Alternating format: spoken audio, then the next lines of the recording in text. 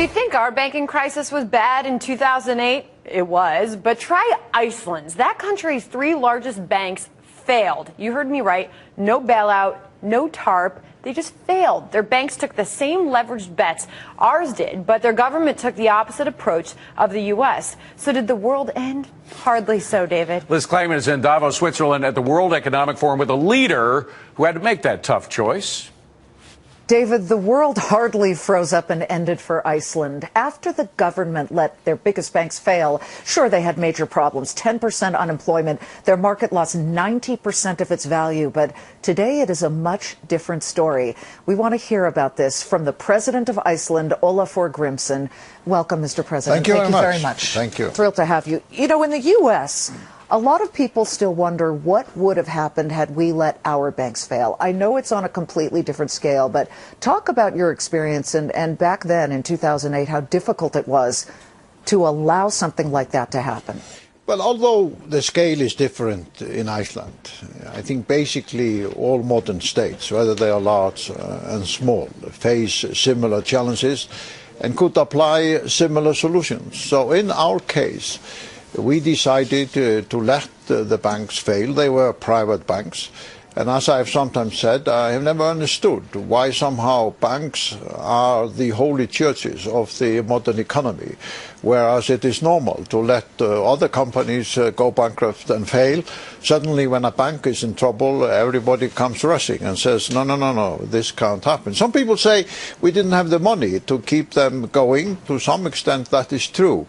But it was also a part of a comprehensive policy where, on many other issues, we went against the orthodox financial view prevailing in the United States and Europe. And now, 4 years later or so, Iceland is recovering in a remarkable way. We have 3% economic growth. We have 5% unemployment. The state finances are in a reasonable shape. So, by going against the established orthodox views prevailing in the US and Europe, we actually managed to create a recovery which is quite remarkable. So you didn't look at the banks as these golden children that needed to be protected and coddled and saved? No, absolutely not. These were private companies operating fundamentally like private companies, rewarding the bankers and the shareholders.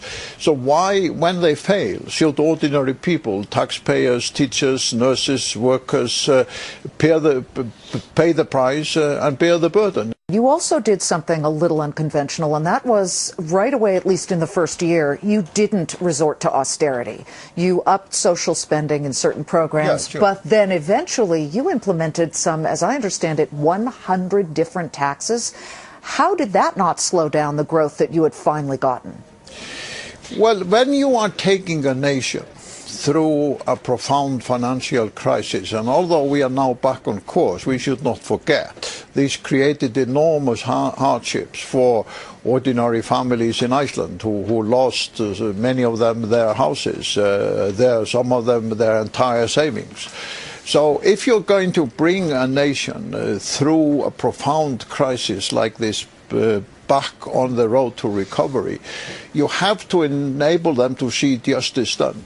You have to empower them. You have to make them realize that everybody is paying into the system. Yeah, into the system in this way.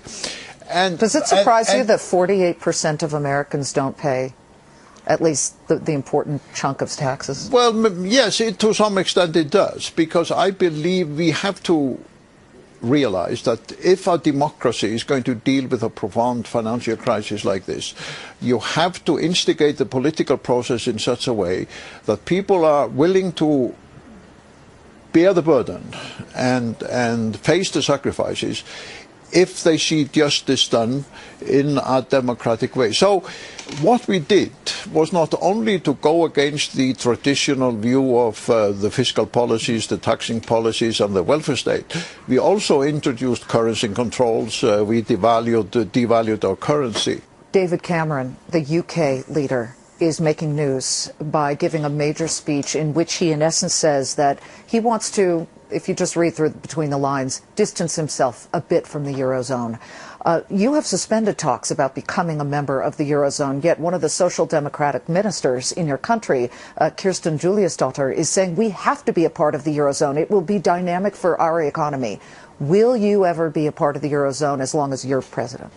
Well, I don't think it's related to my presidency or not, but it's absolutely clear that whereas the Eurozone looked appealing for about a year after our bank's collapse, it's a completely different picture today. Olafur Grimsson, President of Iceland, we appreciate you being on Fox Thank you very much. It's very great to be with you. It's a pleasure. Thank you very much. David, interesting and completely different way of handling a banking crisis than the United States did. Back to you.